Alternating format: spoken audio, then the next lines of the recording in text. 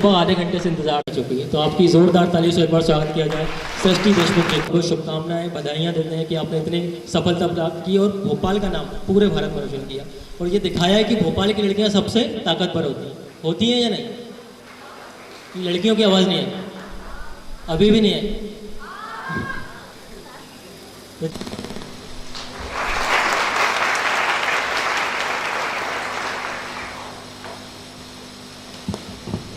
नहीं, आप इनसे अच्छे से वाकिफ हैं, लेकिन फिर भी औपचारिकता के तौर पर मैं आपको इनका, आप भोपाल के कॉर्मल कॉन्वेंट हायर सेकेंडरी स्कूल से पढ़ी हुई हैं।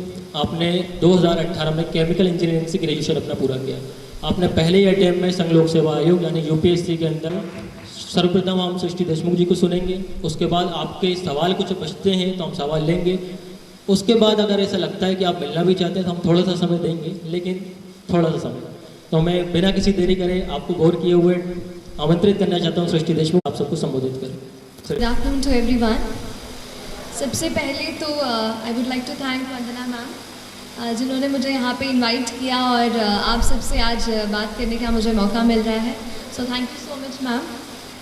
एक बात मैम से भी मैं अभी के बारे में सुनती थी कि वहाँ पर लेक्चर्स अच्छे होते हैं, ऑफिसर्स आते हैं, उनको सुनने का मौका मिलता है। तो और मैं थोड़ा दूर रहती हूँ तो मुझे कभी मौका नहीं मिला कि मैं यहाँ आऊँ और सारी फैसिलिटीज़ का मतलब उपयोग करूँ। तो आज वो मेरा जो सपना है, काश अभी सोचा था, वो आज पूरा हो गया है। तो आज पढ़ाई करके आज आप सबके बीच आने का मौका मिला। तो मेरी जर्नी के बारे में अगर कुछ कहूँ कि कैसे मैंने यूपीएससी की सिविल सर्विस जो परीक्षा है वो पास की और अच्छी रैंक हासिल की। तो सबसे पहले तो ये बता देती हूँ कि कोई भी यूपीएससी एस्पिरेंट जो पढ़ाई करता है, मैं भी वैसे ही हूँ, और उस वक्त ये लगता था कि बस लिस्ट में अपना नाम देख लूँ, है ना, कभी शब्द देख लूँ कि चलो एक कुछ सिलेक्ट हो गई हूँ। तो मेरे लिए भी एक बहुत अच्छा प्लेजेंट सरप्राइज़ था कि मैं अच्छी रैंक ले पाई। और उसके लिए ना केवल मम्मी पापा के आशीर्वाद और पूरे परिवार का साथ और कुछ खास दोस्त रहे जिन्होंने हमेशा मुझे मोटिवेट किया, और उसके अलावा कुछ टीचर्स, मेंटर्स जिनके मैं कांटेक्ट में रही। तो उन सबको मैं इस चीज़ का मैं कहूँगी जो कहते हैं श्रेय देना चाहूँगी मेरी सफलता के लिए। अब थोड़ा सा प्रिपरेशन पर आती हूँ। तो मैं ये आप मतलब है ना, सीरियस सेशन नहीं रहेगा, आप मुझसे इंटरैक्ट कर सकते हैं, आप मुझसे जो भी चाहे पूछ सकते हैं। पहले तो मैं अपनी तरफ से जितनी भी चीज़ें कवर करना चाहूँगी वो करती हूँ। तो पहले ये जानना चाहूँगी कि आप में से कितने लोग हैं जो यूपीएससी एग्ज़ाम देना चाह रहे हैं? ठीक है। और मतलब और भी आप दूसरी परीक्षाओं के लिए पढ़ाई करते होंगे, है ना। तो जब हम पढ़ाई करते हैं तो कुछ चीज़ें कॉमन रहती हैं, चाहे आप रेलवे की एग्ज़ाम दे रहे हो, चाहे आप गेट की एग्ज़ाम दे रहे हो, चाहे आप एसएसबी का फॉर्म भर रहे हो, यूपीएससी का। तो कुछ चीज़ें ना हमेशा कॉमन रहती हैं। तो वो जो कॉमन चीज़ें हैं आज उन पर हम थोड़ी सी बातचीत करेंगे। एक, हम लोग मध्य प्रदेश से हैं, हम सब लोग मध्य प्रदेश से हैं या बाहर से भी है कोई? सो मध्य प्रदेश से हैं। तो दो मैंने एक नेमोनिक सोचा था, एम और पी। तो I will talk about 2 M's and 2 P's। ठीक है, तो आपको याद भी रह जाएगी चीज़। ठीक है, तो पहले पी से स्टार्ट करते हैं। The first P is about productivity, कि कितना हम टाइम अपनी पढ़ाई को दे रहे हैं और उससे हम कितना आउटपुट ले पा रहे हैं, है ना। कई बार ऐसा होता है कि हम 10 से 12 मतलब है ना बिल्कुल गिन करके बैठे हैं, सुबह से इतना टाइम लगा रहे हैं, पर फिर भी अगर हम एंड में देखते हैं तो हम उतने टेस्ट सॉल्व नहीं कर पाते। क्या आपके साथ ऐसा हुआ है? तो ये चीज़ का प्रॉब्लम है, मेरे साथ भी होता था ऐसा ही। ये प्रोडक्टिविटी की प्रॉब्लम है, टाइम हम उतना लगा रहे हैं पर उतना रिजल्ट नहीं मिल पा रहा है। तो उसके लिए तो एक चीज़ ये की मैंने कि जितने भी डिस्ट्रैक्शन हमारे एनवायरनमेंट में होते हैं, जैसे कि हमारा फ़ोन सबसे बड़ा, उसका जो यूट्यूब का ऐप है, उससे जो रिकमेंडेड वीडियोस में हम चले जाते हैं, उन चीज़ों को थोड़ा सा मैंने कम किया। उसके अलावा और भी जितनी चीज़ों में हम इन्वॉल्व रहते हैं इंटरनेट पर पढ़ाई के अलावा, उनको मैंने थोड़ा सा लिमिट करने की कोशिश की। और दूसरी चीज़, कहीं ना कहीं अपने आप को एक थोड़ा सा टाइम टेबल में बांधने की कोशिश की। हमारा हर दिन अलग होता है ना। कभी किसी दिन पढ़ने का मन करता है, कभी किसी दिन पढ़ने का मन नहीं करता है, लेकिन फिर भी हमको एटलीस्ट 5 to 6 आवर्स मैं कहूँगी, अगर आप किसी भी एग्ज़ाम की तैयारी कर रहे हैं माफ़ कीजिएगा, आप लोग पीछे बैठे हैं, मैं आपको देख नहीं पा रही हूँ, बट तो किसी कोई भी एग्ज़ाम जो है वो 5 to 6 आवर्स आपको रोज़, मतलब मैं कहूँगी कंसिस्टेंटली आपको देने की ज़रूरत है ना। और उसके लिए आप अपना एक कुछ छोटा सा रूटीन, भले ही सोने के पहले आधा घंटा अपना दिन जो है दूसरा वो आप प्लान कर लीजिए, क्योंकि हर दिन नया होता है। अगर एक दिन आप टाइम टेबल बना दिया, यहाँ से यही करूँगा, और एक वीक आप सोचो कि फॉलो हो जाए, तो मुझसे वो फॉलो नहीं हो पाता था। तो मैं ये करती थी कि सोने के पहले थोड़ा सा आधे घंटे में कल क्या क्या टॉपिक्स पढ़ने हैं, क्या क्या चैप्टर्स कवर करने हैं, वो सब एक बार मैं लिख लिया करती थी। एक ये करना चाह रही हूँ प्रेपरेशन की। तो प्रेपरेशन में अगर यूपीएससी स्पेशली बात करूँ तो मेरे पूरे प्रेपरेशन के 2 इम्पॉर्टेंट पिलर्स रहे। एक था करंट अफेयर्स। करंट अफेयर्स इसलिए एक इम्पॉर्टेंट पिलर है क्योंकि ज़्यादातर एग्जामिनेशन आप देखेंगे तो बहुत ज़्यादा आजकल ना डायनामिक होती जा रहे हैं, कि वो ये नहीं जानना चाहते कि चलो शाहजहाँ ने बना दिया ताजमहल, वो तो हमें पता है, अब उसकी आगे की बात करो। तो अब जो डायनामिज्म एग्ज़ाम में आ रहा है उसके लिए करंट अफेयर्स पे आपकी पकड़ अच्छी होनी चाहिए। और करंट अफेयर्स के लिए मैंने न्यूज़पेपर को जो है सबसे ज़्यादा अच्छे से पढ़ा। पहले इंडियन एक्सप्रेस, मतलब पहले तो द हिंदू पढ़ती थी, फिर जब इंटरव्यू मेरा पास आया तो फिर मैंने द इंडियन एक्सप्रेस भी शुरू किया पढ़ना।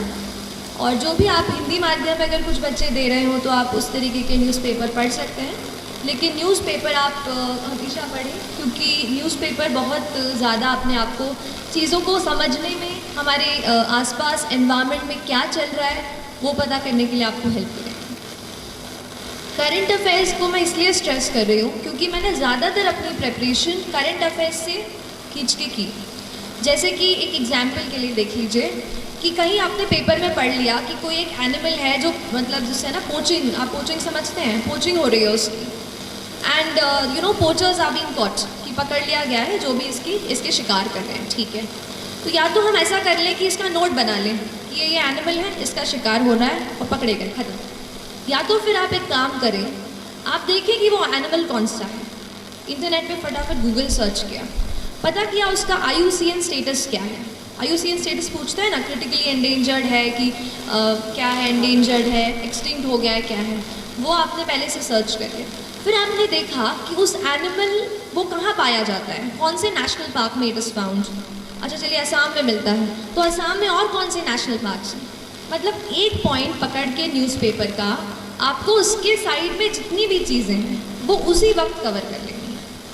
उससे होगा क्या, उस दिन का आपका एनवायरनमेंट का एक सेक्शन कवर हो जाएगा। ऐसा करके पॉलिटी हो गई, या फिर जो भी हम, जैसे हम साइमल्टेनियस इलेक्शन के बारे में पढ़ते हैं, या फिर और भी प्रेसिडेंशियल पार्लियामेंट इलेक्शंस के बारे में पढ़ते हैं, उनसे रिलेटेड जो भी न्यूज़पेपर में आ रहा है, फिर आप उसकी और डीप में स्टडी कर रहे हैं, है ना। एक ये चीज़। जो दूसरा मेरा प्रिपरेशन का पिलर था वो था टेस्ट्स। देखिए पढ़ते तो हम सब हैं, लेकिन हमें पता कैसे चले कि हमारा स्टैंडर्ड क्या है। देखिए अगर हम अभी आपसे बात कर रहे हैं तो वहाँ कोई दिल्ली में बच्चा बैठा है जो पॉलिटी की लक्ष्मीकांत खोल करके दूसरा पेज पूरा रट रहा होगा, बात सही है। तो वो जो है ना, टाइम का हमेशा याद रखिए, टाइम हमेशा याद रखिए कि आपका टाइम सबसे ज़्यादा ज़रूरी है। अगर आप अपना वक्त निकाल कर इस पढ़ाई को दे रहे हैं, हमारे लाइफ के हम कलरफुल यूथ के ईयर्स अगर हम पढ़ाई को दे रहे हैं तो अपना 100% दीजिए। और टेस्ट्स आपको ये बताएंगी कि आपका स्तर क्या है प्रेपरेशन। तो जो भी टेस्ट्स हों, चाहे भोपाल में, चाहे अगर आप दिल्ली से कोई फ़ोटोकॉपी मंगवा सकें, या जिस भी परीक्षा की आप तैयारी कर रहे हैं, ऑनलाइन अगर आपको कहीं टेस्ट्स मिलता है तो आप अपने आप को जांचते रहें। हर रोज़ 10 से 20 सवाल MCQ, या अगर रिटन हो तो मैं 1-2 आंसर्स रिटन, जो बड़े अपने सब्जेक्टिव आंसर्स थे, वो मैं 1-2 रोज़ लिखा करती थी। तो उससे मुझे आइडिया होता था कि मैं किस स्टैंडर्ड का लिख रही हूँ और क्या उससे मेरा कुछ चांस है सिलेक्शन का। तो ऐसा अपने आप को आप जांचते रहिए। तो हमने 2 पीस कवर कर लिए है ना। पहला पी कौन सा था? अच्छा, मतलब आप सुन रहे हैं मेरी बातें, अच्छी बात है। दूसरा था प्रिपरेशन। अब थोड़ा सा पी हो गया है तो M की बात कर लेते हैं। एक M मैंने जो हमें दिमाग में चीज़ जो है हमारे पुश करता है। अच्छा, इसके पहले मैं M की तरफ आऊँ, एक चीज़ बताऊँगी कि किसी भी एग्ज़ाम की जब हम प्रिपरेशन करते हैं उसके 2 पहलू हैं। एक, आप क्या पढ़ते हैं, कौन सी किताबें पढ़ते हैं, कितने टेस्ट लगाते हैं, कितने घंटे देते हैं, ठीक। दूसरा है एग्ज़ाम में कि आप मेंटली क्या सोचते हैं, क्या आप कॉन्फिडेंट हैं कि आप एग्ज़ाम क्रैक कर सकते हैं, आप साइकोलॉजिकली कितने स्ट्रांग हैं कि आपका मन नहीं कर रहा है उठने का पर फिर भी आप उठते हैं। वो चीज़ है आपका मेंटल करेज, और उसको आपको बिल्ड करना बेहद बेहद ज़रूरी है। मैं कहूँगी 60% ये मेंटल करेज है और ये 40% जो पढ़ाई है। तो उस मेंटल करेज को बिल्ड करने के लिए 2 एम हैं। एक है माइंडसेट, कैसा आप अपने दिमाग को ट्रेन करते हैं। देखिए एक बात होती है, जैसे आप खड़े हैं वहाँ पर, चलिए आपको नहीं कह रही, जैसे हम कभी पढ़ते हैं तो हमें लगता है कि आज मैं बहुत थक गई हूँ, आज बिल्कुल पढ़ने का मन नहीं है, अब तो पढ़ ही नहीं पाऊँगी। तो ये क्या है, आपका दिमाग आपको बोल रहा है कि आप नहीं कर सकते, आप नहीं कर सकते। हम अपने दिमाग से कई बार कंट्रोल हो जाते हैं। हमें करना ये है कि हमें अपने दिमाग को कंट्रोल करना है। हमें उसको बताना है कि नहीं, आज अगर मैंने सोचा है कि मुझे ये चैप्टर कंप्लीट करना है तो मैं करके रहूँ। तो आपको अपने दिमाग को कंट्रोल करना होगा, ठीक है। जब तक हम अपने माइंड को, अपने हार्ट को नहीं एक जगह फोकस कर पाएंगे, तब तक हम अच्छे से फोकस नहीं कर पाएंगे। तो ये चीज़ आप अपने आप को ज़रूर बताते रहिए। और जो दूसरा एम की मैं बात करती हूँ वो है मोटिवेशन।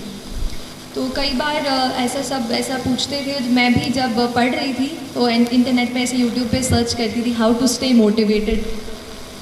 तो लेकिन वो चीज़ मुझे बाद में समझ आई कि बाहर का कोई इंसान मुझे नहीं बता सकता कि how will I stay motivated. तो फिर थोड़ा अंदर मुझे झांकना पड़ा और तब मुझे समझ आया कि मैं कैसे मोटिवेट हूँ। तो फिर जब आपको मन करे ना कि आज तो हो गया, आज बहुत पढ़ाई कर ली, तब अपने आप से पूछो कि ऐसा क्या है जिसने मुझे पुश किया कि मैं ये करियर चुनूँ। ऐसा क्यों है कि मैं एसएसबी के एग्ज़ाम के लिए बैठ रही हूँ या बैठ रहा हूँ। Why is it. अगर आपका वाई तगड़ा है ना तो आप पूरी जर्नी से अच्छे से निकल जाओगे। इसलिए अपने वाई को, why do you want to join the civil service, why do you want to clear this exam, that is very very important. So don't start कि अगर करूँगा तो अच्छा वो मिल जाएगा, प्रेस्टीज मिल जाएगी। अगर आप प्रेस्टीज को सोच कर अगर आप सिविल सर्विस का एग्ज़ाम देने जा रहे हैं तो माय डियर फ्रेंड्स, ज़्यादा दिनों तक वो आपको मोटिवेट नहीं रख पाएगा। मोटिवेशन आपको कहीं ऐसी जगह से आना चाहिए कि अगर आप कहीं जा रहे हो, किसी बच्चे को देखते हो, किसी दुकान पर काम करते हो, तो क्या आप ये सोचते हैं कि वो बच्चा वहाँ पे नहीं होना चाहिए, वो बच्चा अभी स्कूल में होना चाहिए। क्या हम कुछ कर सकते हैं अपनी पढ़ाई से? क्या हम किसी ऐसे पोजीशन पे पहुँच सकते हैं कि उस बच्चे को वहाँ से निकाल कर स्कूल में भर्ती करा दें? तो ये चीज़ आपको मोटिवेट करनी चाहिए। जिस दिन आप सोसाइटी से जुड़ने लगेंगे और समझने लगेंगे कि कुछ और लोग हैं जो अनफॉर्चुनेट हैं, हम बहुत लकी हैं और हम उनकी मदद कैसे करें, तो फिर बहुत जर्नी जो है ना आसान हो जाती है। तो एक ये चीज़ मोटिवेशन की थी कि आप खुद अपने आप को मोटिवेट करिए। मैं लकी रही कि मैं मम्मी पापा के साथ रहकर, घर में रहकर पढ़ाई की मैंने। तो जब भी कभी बोर होती थी, मम्मी से बातचीत कर लेती थी किसी टॉपिक के बारे में। आप भी अपने मम्मा से, पापा से या डियर फ्रेंड, आपके भाई बहन जो भी हों, उनसे इस बात का डिस्कशन करें। और इसके अलावा डी स्ट्रेस भी हूँ। और एक और बात मैम से बात करते हुए मुझे याद आई कि मुझे ज़रूर आपसे शेयर करनी चाहिए, वो है हमारा न्यूट्रिशन और हमारा पूरा जो न्यूट्रिशन हम लेते हैं। देखिए हमारा दिमाग, आपने पढ़ा होगा ना साइंस में, कितना % वाटर होता है? Our brain is what %, how much % is it water? 70%, yes. So close to 70% of our brain is just water. और अगर हम वाटर ही, पानी ही नहीं पियोगे तो कैसे पढ़ाई होगी? इसलिए हमेशा आपको हाइड्रेटेड रहना है। पढ़ाई के बाद जूस, अच्छा चाय कॉफ़ी नहीं, हाँ, जूस एंड अच्छा पानी, या तो जूस नहीं हो तो पानी, प्लीज़ हाइड्रेटेड रखिए अपने आप को। अपने टेबल पे हमेशा ये चीज़ रखिए। और दूसरी चीज़ है न्यूट्रिशियस फूड। तो मैम तो बिल्कुल मम्मा जैसे रखती हैं आपको, तो आप बिल्कुल न्यूट्रिशियस फूड लेते रहिए जहाँ भी आप रहते हैं। प्लीज़ आप अगर हॉस्टल में रहते हो तो प्लीज़ अपने आप को कभी भी वो मत कीजिए, क्योंकि हमारी बॉडी जब स्ट्रांग होगी ना तभी अपन अच्छे से हेल्दी होकर पढ़ पाएंगे। तो don't compromise on that front. और इसके अलावा एक चीज़ और कहना चाहूँगी यूपीएससी के कॉन्टेक्स्ट में थोड़ा स्पेसिफिकली, कि 2 चीज़ें सबसे ज़्यादा आपको पूरे इसमें मार्गदर्शन देंगी। पहली चीज़ है यूपीएससी का सिलेबस। बड़ा क्लीशेड लगता है ना, हर कोई बोलता है सिलेबस सिलेबस, पर वही सबसे ज़्यादा ज़रूरी है, क्योंकि सिलेबस में लिखा हर एक वर्ड उससे एक 15 मार्क का सवाल बन सकता है, जो आपकी रैंक को यहाँ से यहाँ ले आए। तो आपको हर जो वर्ड यूपीएससी सिलेबस में या जिस भी एग्ज़ाम की आप तैयारी कर रहे हैं वो लिखा है, आपको हर इसके अलग से, मतलब मैंने ये कोशिश की कि जो भी नोट्स मैं बना रही हूँ मैं खुद बनाऊँ, और जो भी रिसोर्सेज से, भले ही ऑनलाइन रिसोर्सेज से हो या स्टैंडर्ड बुक से हो, उनसे मैं पढ़ूँ और खुद अपने हाथ से नोट्स बनाऊँ। जब मैं लिख लेती थी अपने हाथ से तो मुझे वो प्रोसेस करते हैं ना, इन्फॉर्मेशन अच्छे से प्रोसेस हो जाती है। तो हर एक का अपना अपना तरीका होता है, आप अपना तरीका पहचानिए कि आपको कैसे वो चीज़ समझ में आ रही है ना।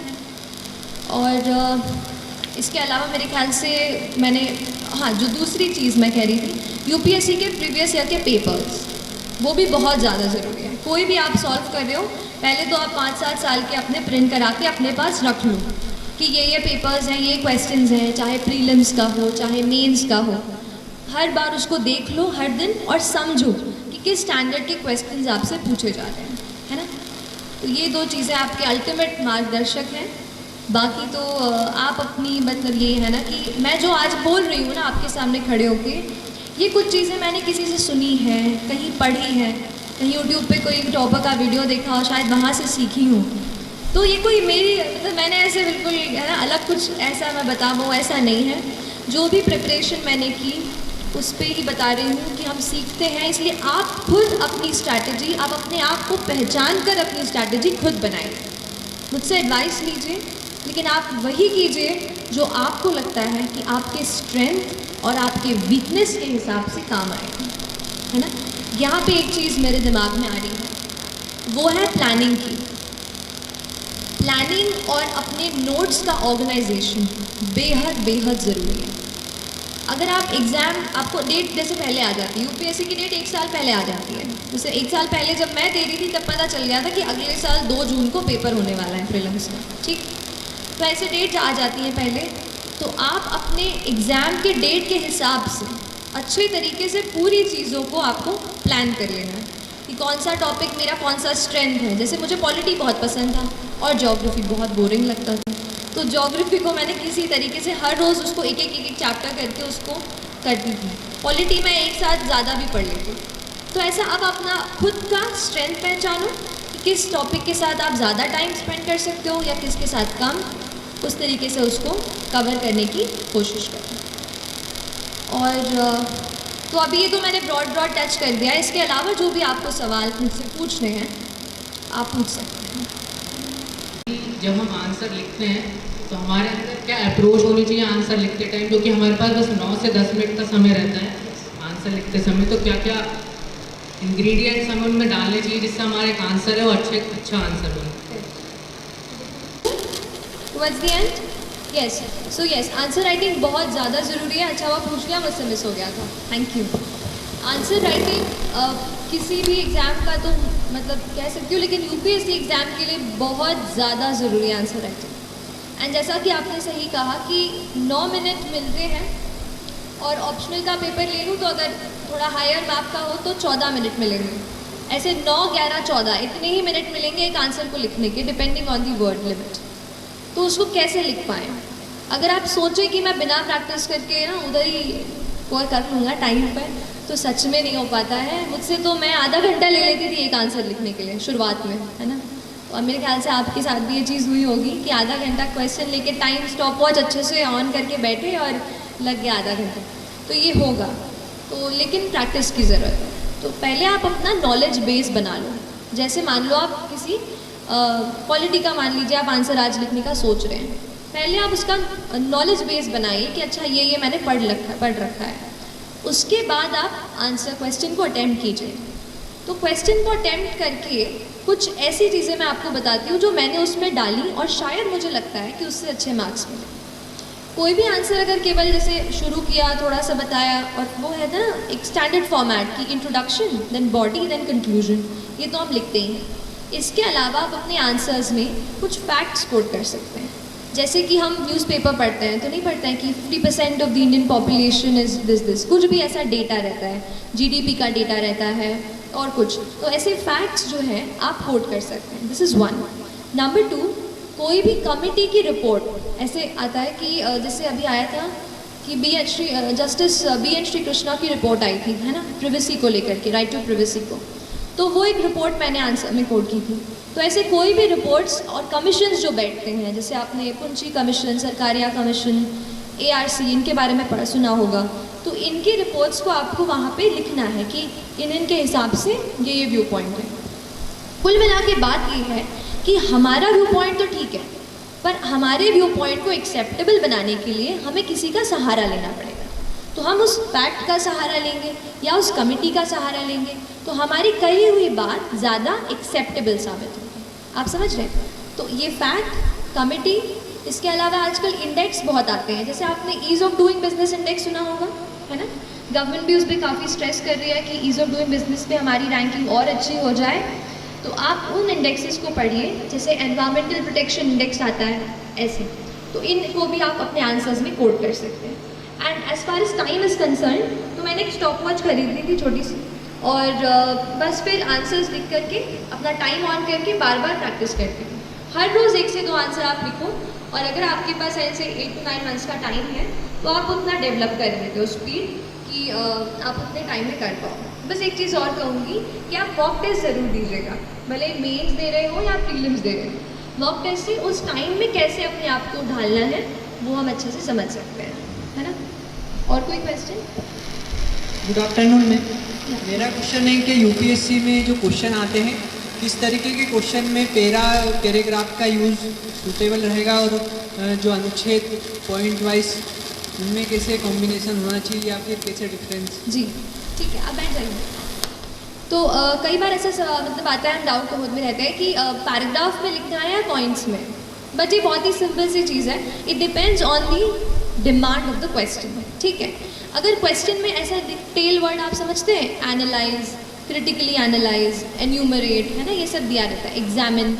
तो जैसे एन्यूमरेट बोला है, तो एन्यूमरेट मतलब तो नंबर में लिखना है, चलो बात पक्की है। अगर कोई और चीज़ आपको खुद समझनी है, जैसे मैं कभी कभार शुरू ऐसे करती थी, पहले डेफिनेशन लिखती थी, इंट्रोडक्शन उससे शुरू कर दिया, फिर मैं उसको डिवाइड करती थी आंसर को, जैसे social, political, economic, legal, environmental. जैसे कोई आपको मुद्दा दे रहे हैं कि ये चीज़ हो रही है और उसका इम्पैक्ट पूछ रहे हैं, right. So you give the social impact, the economic impact, the cultural impact, legal, environmental, ऐसे करके। सो ऐसे पॉइंट्स भी आप लिख सकते हो। So it depends on the nature of the question, point number 1। Number 2, आपको खुद को उसमें वैरायटी लाने हैं। अगर आप पूरा आंसर पैराग्राफ में लिख देते हैं, जैसे मेरा ऑप्शनल जो था वो सोशियोलॉजी था, अब सोशियोलॉजी में ज़्यादा स्कोप नहीं है कि आप पॉइंट्स डाल पाओ, है ना, थोड़ा सा थ्योरेटिकल सा सब्जेक्ट है समाजशास्त्र, तो उसमें मैं ज़्यादा पॉइंट्स नहीं डाल पाई। पर जैसे पॉलिटी का पेपर हो गया, इकोनॉमी का पेपर हो गया, इसमें मैं काफ़ी पॉइंट्स में वो किया है। तो आप उसी के बेसिस पे प्रैक्टिस करें और उस तरीके से आप उस क्वेश्चन के हिसाब से डिसाइड करें कॉम्बिनेशन क्या होना चाहिए। ज़रूरी नहीं है पूरा आंसर पैराग्राफ में या पैरा में हो, पैराग्राफ में या पॉइंट्स में हो, दोनों चीज़ें आप मिला सकते हैं। तो और कोई सवाल? कि आपका जैसे सोशियोलॉजी ऑप्शनल था, तो उसमें जो पेपर 1 है वो थोड़ा स्टैटिक है, बट जो पेपर 2 है वो डायनामिक नेचर का है थोड़ा, तो उसके लिए रिसोर्सेज क्या है और स्ट्रैटेजी क्या रही है? कि मैंने केमिकल इंजीनियरिंग से ग्रेजुएशन किया है, लास्ट ईयर कंप्लीट किया, तो बहुत मन में सवाल थे। अब मेरे साथ ऐसा था कि ऑप्शनल में केमिकल इंजीनियरिंग अवेलेबल नहीं था, तो I had to choose something else. तो मैंने पहले सोशियोलॉजी चूज़ किया और उसकी किताबें पढ़ी, लगा यार इंटरेस्टिंग है, पढ़ते हैं। अगर बुक लिस्ट पे आऊँ तो मैंने ट्रायल एंड एरर से बुक्स ढूंढी हैं, किसी टॉपर्स ने सजेस्ट की थी, उनकी बुक्स देखी, और फिर कुछ खुद ही मैंने पढ़ के उनके नोट्स बनाए। तो पेपर 1 के लिए तो काफ़ी सारे, जैसे हैरलम्बस एंड हील्ड तो सब पढ़ते हैं, जो ऑरेंज वाली पतली किताब आती है हैरलम्बस एंड हील्ड, वो एक मैंने पढ़ी थी। और अगर पेपर 2 पे आ जाऊँ सीधा, जो आपके क्वेश्चन पे कि काफ़ी डायनामिक है, तो नंबर 1 न्यूज़पेपर्स तो आपको पढ़ना है बहुत तरीके से, क्योंकि न्यूज़पेपर्स में कुछ ऐसी चीज़ें आप पढ़ लेते हैं which you can directly quote in your answers. एक एग्जाम्पल देती हूँ, जैसे मैंने एक आर्टिकल पढ़ा था एक मैगजीन में, जिसमें लिखा था कि कुछ लड़कियाँ जिससे बॉर्न हो जाती हैं और उनके पेरेंट्स नहीं चाहते कि लड़की बॉर्न हो, तो उसको नपुंसक नाम दिया जाता है। तो ये थोड़ा यूनिक एस्पेक्ट है। तो अगर किसी गर्ल चाइल्ड के बारे में कोई सवाल हो तो आप उसमें एग्जाम्पल दे सकते हैं कि किस तरीके से हमारे कल्चर में एक ऐसा वर्ड अब आ गया है कि if a female child is unwanted उसको हम क्या नाम देंगे। तो ये कितनी अनफॉर्चुनेट चीज़ है। आप इसको कोट कर सकते हैं। तो एक तो न्यूज़पेपर्स, अगर बुक लिस्ट या बुक्स की बात करूँ कि मैंने क्या रेफ़र किया, तो आज मैंने प्रिपरेशन शुरू कर दी थी, बाद में ये बुक मेरे हाथ में आई। इसमें पूरा पेपर 1 और पेपर 2 साथ में दिया हुआ है। नितिन सांगवान सर की किताब है। उसमें वो भी IAS हैं और उन्होंने लिखी है, तो उसमें पेपर 1 पेपर 2 दोनों मिल जाएगा। That's one. मैंने कास्ट के स्पेशल एस्पेक्ट्स को कवर करने के लिए नदीम हसनैन की किताब है। तो नदीम हसनैन की ट्राइब्स वाली नहीं है, sociology, general sociology, Nadeem Hasnain वो। और फिर रूरल सोशोलॉजी के लिए दोषी एंड जैन की किताब आती है, वो आप पढ़ सकते हैं, है ना।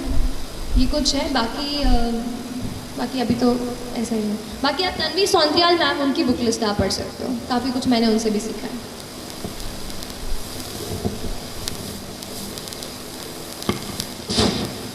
Good morning ma'am.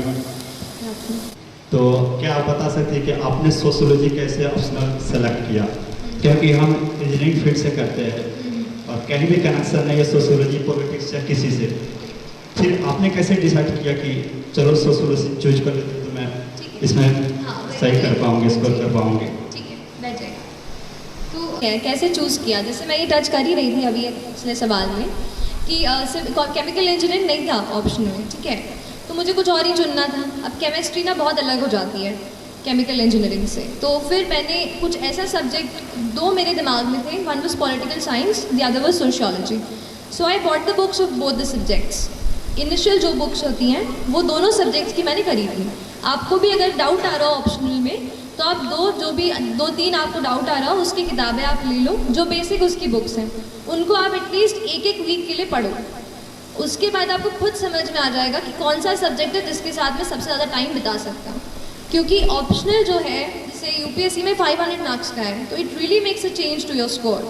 तो ऐसा ही सब्जेक्ट चूज़ कीजिए विच यू इन्जॉय रीडिंग, जो आपको एक बर्डन ना लगे, है ना। कोई ट्रेंड्स पे या कितना स्कोर कर रहे हैं टॉपर्स, ये सब पे मत जाइए। आपका पर्सनल इंटरेस्ट है, उसके बेसिस पर ही आपको ऑप्शनल चूज़ करना है ना। तो बेसिक बुक्स पढ़िए और थोड़ा एफर्ट ज़्यादा डालना पड़ेगा, अगर इंजीनियरिंग के अलावा हो तो थोड़ा डालना पड़ेगा, पर कोई बात नहीं, है ना। किसने कहा था कि चीज़ें सब आसान होंगी लाइफ में, तो करनी पड़ती है यार। लेकिन सच बताऊँ तो अगर आप थोड़ा सा एफर्ट डालते हैं ना, तो सच में चीज़ें जो है ना, एक ये चीज़ भोपाली वाली कनेक्शन वाली बात बता रही हूँ कि हम भोपाल में रहते हैं, दिल्ली नहीं जाते। मतलब मैं दिल्ली नहीं गई हूँ प्रेपरेशन के लिए, मैंने इंटरव्यू देने के लिए, उसकी प्रैक्टिस करने के लिए दिल्ली गई थी। तो अपन नहीं सोचते हैं कि दिल्ली वाले कुछ अलग पढ़ते होंगे और बहुत सारा पढ़ते होंगे और अपना हो पाएगा कि नहीं। तो ऐसे सवाल मेरे मन में भी थे लेकिन फिर भी कहूँगी कि थोड़ा अपने आप को बांधो, थोड़ा डिसिप्लिन में रहो, थोड़ा सा मोटिवेट रखो, दृढ़ निश्चय रखो, और बड़ा सपना देख लिया है ना तो अपने आप को उसमें पूरा झोंक दो। सोचो कि अब लाइफ में और कुछ नहीं है, जब तक ये नहीं करूँगी ना, ये करूँगा नहीं ना, तब तक कुछ नहीं होने वाला मेरा, ना मेरा ना किसी और। तो उस तरीके का एटीट्यूड, एक फायर, एक वो पैशन अपने आप में आपको जगाना पड़ेगा। That passion will drive you and that passion will take you places. और अगली बार जब मैं यहाँ पर, आप नहीं मैं नहीं, आप जब यहाँ पे खड़े होंगे तो मुझे ज़रूर बुलाना, ठीक है? ठीक है, तो जो भी सुन रहे हो प्लीज़ आप लोग अच्छे से करनी है। और जब आप यहाँ पे मैडम आपको फ़ोन करके बुलाएं कि बेटा आओ, चलो आप भी बताओ यहाँ पे, तो ज़रूर मुझे भी बताना है। ऐसे ही मतलब ये कहना चाह रही हूँ कि उतनी फायर आपके अंदर होनी चाहिए। ड्रीम बिग, है ना, बड़ा सपना देखने से बिल्कुल मत डरो। लाइफ सबकी चैलेंजिंग होती है, किसी को फाइनेंशियल कंस्ट्रेंट्स होते हैं, कुछ इमोशनल कंस्ट्रेंट्स होते हैं, मेरे साथ भी ऐसी चीज़ें थी। लेकिन फिर भी जब आपने ठान ली है वो चीज़, तो फिर आपका कहते हैं ना कर्तव्य बनता है कि अगर ठान लिया है तो फिर या तो ठानो मत, या तो अगर यहाँ बैठ गए हो ना तो एग्ज़ाम क्रैक करके ही मानो, ठीक है। तो एक ये वो अपना एक ड्राइव, डिटर्मिनेशन अपने साथ रखो, ठीक है। और कोई सवाल? लेकर आंसर राइटिंग में सबसे जरूरी स्टेप होता है कि हम उसको चेक करवाएं या करें। तो हम भोपाल में ही आंसर राइटिंग करें तो उसको चेक कैसे करें, क्योंकि हर कोई दिल्ली नहीं जा सकता। ठीक है, तो मैम क्योंकि इंडिपेंडेंट प्लेटफॉर्म है, आपने सुनी होगी, वहाँ पर मैं आंसर्स अपने डालती थी, है ना। क्योंकि यहाँ पे अगर कोई टीचर नहीं मिल रहा है, कोई मेंटर नहीं मिल रहा है जो चेक कर रहा है, तो वहाँ पे फेलो एस्पिरेंट्स होते हैं जो अपने वहाँ पे डालते हैं। आप उनके आंसर रिव्यू करो, वो आपके आंसर रिव्यू करेंगे। ऐसा ही करके मैं सीखी हूँ। शुरू में जब क्योंकि लगता नहीं था कि इतनी बड़ी टेस्ट सीरीज़ खरीदूंगी और उसको सच में यूज़ भी कर पाऊंगी कि नहीं। तो जब तक आप उस स्टेज पर पहुंच रहे हैं, आप ऐसे ऑनलाइन फोरम्स का यूज़ कर सकते हैं। इनसाइट्स ऑन इंडिया एक है, दूसरा IAS बाबा आपने सुना होगा UPSC के लिए वो, और तीसरा फोरम IAS। ऐसे करके मैंने 3 वेबसाइट से मैं जुड़ी रही और उन पे आंसर्स मैं अपने डालती रही, है ना। तो वो चेक करते हैं, आप किसी का चेक कीजिए उनको अपने। और होता क्या है, आंसर्स की बात निकली है तो बताती हूँ, खुद के आंसर में हमें गलती नहीं दिखाई देगी, दूसरे के आंसर में हमें फटाक से गलती समझ में आ जाती है कि ये ना इसने ये चीज़ सही से नहीं लिखी है। तो आप दूसरों के आंसर्स चेक करो और उनको आपके करने दो, तो यू विल बेटर अंडरस्टैंड कि where are you making a mistake. And when you are thorough enough, when you feel कि now this is a moment when I can write time करके टेस्ट, तो फिर आप कोई टेस्ट सीरीज परचेज कर सकते हो डेली से कोई भी। तो इसका मैं स्कैन करके अपनी कॉपीज़ उनको भेजती थी, वो चेक करके आपको वापस देते हैं and they write the comments out there, so you know कि what are the mistakes, so you can join that, है ना। और मोटी होती है उनको अपन समराइज कर रहे थे, शॉर्ट कर रहे थे, तो एक्चुअली वो क्या टाइम ज़्यादा खाती है। यस, तो इस बीच में क्या होता है कि फ्रस्ट्रेशन पड़ता है, हम सब्जेक्ट को लेकर टेंशन भी होती है, उस चीज़ को टैकल कैसे किया जाए? ठीक है कि कैसे नोट्स बनाते हैं और वो चीज़। दूसरा, हम फ्रस्ट्रेट हो जाते हैं। दो अलग तरीके से आंसर करूँगी। पहला चीज़ नोट्स, देखो कुछ किताबें ऐसी हैं जिनको आपको कवर टू कवर पढ़ना ही है, पढ़ना ही पड़ेगा। अब उसके नोट्स आप बना लोगे तो या तो आप फोटोकॉपी करा लो, या तो फिर हम क्या करेंगे, कुछ छोड़ देंगे। वो चीज़ नहीं होनी चाहिए। अब जैसे पॉलिटी की लक्ष्मीकांत है, वो तो कवर टू कवर ही पढ़नी है आपको। मॉडर्न इंडिया की स्पेक्ट्रम की राजी वहीर आती है, वो आपको कवर टू कवर पढ़नी है। कुछ किताबें जैसे DD बासु हो गई, कोई अगर पॉलिटी के नेक्स्ट लेवल पे पढ़ रहा है, DD बासु पढ़ रहा है, तो उसके केवल आप नोट्स बनाओ। तो आप डिसाइड करो कि आपके एग्जामिनेशन के नीड के हिसाब से कौन सी किताब आपको पूरी पढ़नी है और कौन सी की आपको नोट्स बनाने हैं। नोट्स का टाइम, जैसे सोशियोलॉजी, अब उसमें हमें अलग अलग बुक किताबों के रेफ़र करनी पड़ी, तो फिर मैंने उसके नोट्स बनाए, अदरवाइज़ फिर बुक से ही पढ़ी। और दूसरी चीज़ फ्रस्ट्रेशन, तो नोट्स बनाते टाइम नहीं, पढ़ते टाइम बहुत फ्रस्ट्रेशन होता है। और हर टाइम मतलब है ना, फ्रस्ट्रेशन और डीमोटिवेशन, ये सब चीज़ें हमारा पीछा करती रहती हैं। पर कुछ ऐसे खास दोस्त बनाओ जो हो सकता है उस फील्ड के नहीं हो, लेकिन आपको मोटिवेट करें कि भाई तू कर सकता है, कि girl you do it, you know. और आपके कोई मतलब आपके भाई बहन हो या आपकी ममा हो, उनसे शेयर कीजिए कि मैं इस फील्ड में जाना चाहती हूँ, आई वॉन्ट योर मोटिवेशन। ऐसे किसी इंसान को अपना बेस्ट फ्रेंड साथी बनाइए पूरी जर्नी में और सपोर्ट लीजिए, क्योंकि फ्रस्ट्रेशन होगा पर उस पर हमें, जैसे मैंने कहा कि हमें अपने दिमाग पे कंट्रोल करना है, दिमाग हमें कंट्रोल ना करे, है ना। इस चीज़ का आप ध्यान रखिए। और कोई आप पूछ रहे थे? करते हैं सोशियोलॉजी में, तो मैंने सुना है कि वहाँ पे बोलते हैं कि आपने अगर जनरली लिख दिया तो उसमें आपको आंसर नहीं नंबर नहीं मिलेंगे, और आपने अगर सोशियोलॉजिकल एंगल से उसको लिखा तो आपको ज़्यादा नंबर मिलेंगे। तो वो आप थोड़ा एक्सप्लेन करें। देखिए, कॉमन सेंस ये है कि आप मुझे यहाँ पर बैठकर सुन रहे हैं, ठीक है, आप कुछ इससे सीख कर जाएंगे, ठीक है, हो गई बात ख़त्म। अब इसको सोशियोलॉजी के तरीके से कैसे देखेंगे कि आप सबको हम देख लेंगे, कितने मेल्स हैं कितने फीमेल्स हैं, आप पे थोड़ा रिसर्च करेंगे, आप घर जाके पढ़ाई कर रहे हैं कि नहीं कर रहे हैं, और फिर एक डेटा निकालेंगे कि जिन बच्चों ने यहाँ पे सेशन अटेंड किया था उन्होंने इतनी अच्छे से पढ़ाई की, इन्होंने अच्छे से पढ़ाई नहीं की, तो उस स्पीच का कितना इम्पैक्ट रहा, कितना इम्पैक्ट नहीं रहा। जब मैं उस रिसर्च फाइंडिंग को कोट करके बताऊँगी तो वो सोशियोलॉजी, और जब मैं ऐसे ही कह दूँगी कि हाँ ये जो लड़की है ना ये बहुत अच्छा पढ़ने वाली है, ये कॉमन सेंस। तो फिर मैम, तो सोशियोलॉजी में हमें थिंकर्स को कोट करना है, कोई भी थिंकर जो हो जिसने कोई बात कही हो, जैसे हर एक टॉपिक के अपने अपने थिंकर्स हैं। अभी तो मुझे थोड़ा ब्रशअप करना पड़ेगा, मतलब क्योंकि मैंने मेंस अक्टूबर में दिया था, उसके बाद मैंने ज़्यादा सोशो को नहीं छुआ है, बट स्टिल जैसे कुछ थिंकर्स हैं, जैसे ऑन्द्रे बेते हैं, है ना, इंडियन थिंकर है, लुई डुमॉन है, ऐसे थिंकर्स को आपको कोट करना है आंसर्स में। उसके अलावा कुछ फैक्ट्स आप डाल सकते हैं, जैसे हमें जनरल आप GS के आंसर्स में डालते हैं, वो फैक्ट्स डाल सकते हैं। और थोड़ा आपको, आप सोशियोलॉजी की बुक से ही, अभी मैं इतने अच्छे से नहीं बता पा रही हूँ क्योंकि आई हैव लॉस्ट टच, लेकिन सोशियोलॉजी की बुक से ही आपको थ्योरेटिकल पर्सपेक्टिव पकड़ना है। एक एग्जाम्पल याद आ रहा है, सुसाइड की थ्योरी जो इमाइल रकीम देते हैं, राइट। तो उन्होंने कैसे कहा कि सुसाइड, उन्होंने कहा कि साइकोलॉजिकल चीज़ नहीं है, सोशियोलॉजिकल चीज़ है। कैसे कहा? उन्होंने कहा कुछ लोग या तो जो अनमैरिड हैं या तो जो थोड़े से अलग रहते हैं लाइफ से, थोड़ा फ्रस्ट्रेटेड है, वो लोग ज़्यादा सुसाइड करने की तरफ आकर्षित होते हैं। तो उनके रिसर्च फाइंडिंग पे बेस्ड था। तो ऐसे कुछ रिसर्चेस आपको कोट करने हैं और थिंकर्स को कोट करना है, वो मेरे ख्याल से एक सोशियोलॉजिकल एंगल होगा, है ना। एंड मैम मेरा दूसरा क्वेश्चन है कि वर्ड लिमिट कंप्लीट करने के लिए आपने वैसे लिखना स्टार्ट किया? नहीं, अगर मैं देखो यूपीएससी अगर केवल वर्ड लिमिट आरजीपीवी की तरह पन्ने भरने जाएंगे ना तो मार्क्स नहीं मिलेंगे सर, सच बता रही हूँ, मार्क्स नहीं मिलेंगे। मैंने भी आरजीपीवी के एग्ज़ाम 2-2 घंटे में निकाल के आती थी। मतलब अब देखो, अब आपसे अच्छे से शेयर करूँ, आप हंस गए तो थोड़ा और याद आएगी एक चीज़ मेरे को कि मेरा लास्ट सेमेस्टर का एग्ज़ाम हमारा 8 सेमेस्टर का एग्ज़ाम का 4th पेपर, 4 ही पेपर होते हैं थियोरेटिकल इंजीनियरिंग में आखिरी सेमेस्टर में, तो उस पेपर के बीच में और मेरे प्रीलिम्स एग्जामिनेशन के बीच में 14 दिन का अंतर था। 14 दिन, आप समझ रहे हैं, मतलब मेरी लाइफ की मैं बड़ी एग्ज़ाम देने जा रही हूँ और मुझे जब पता चला कि बस 14 दिन है तो मैं हिल गई थी पूरी तरीके से। तो वो जो एग्ज़ाम था आखिरी, जो भी पेपर थे 4, वो मैंने 2-2 घंटे में लिख के मैं निकली हूँ, क्योंकि मुझे एक चीज़ तो पता थी कि यहाँ पे मुझे ज़्यादा क्वालिटी पे जज नहीं किया जाएगा। आप समझ रहे हो ना, इंजीनियर टू इंजीनियर बातें है। तो लेकिन यूपीएससी ऐसी नहीं है, आप कोई और पेपर देंगे एसएससी एसएसबी, वहाँ पे वो आपके क्वालिटी ऑफ आंसर पे ही आपको चेक करेंगे।